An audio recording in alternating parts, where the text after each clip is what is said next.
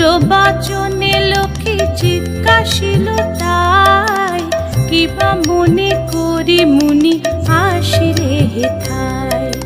কহে মুনি তুমি চিন্ত জগতের হিত, সবার অবস্থা আছে তোমারও বিদিত।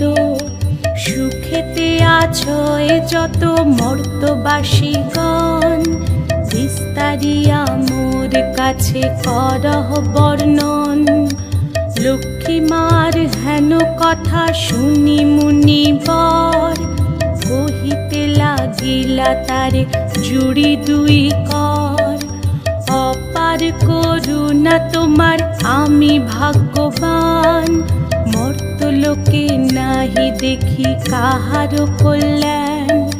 সেথায় নাই মা আর সুখ শান্তি লেশ,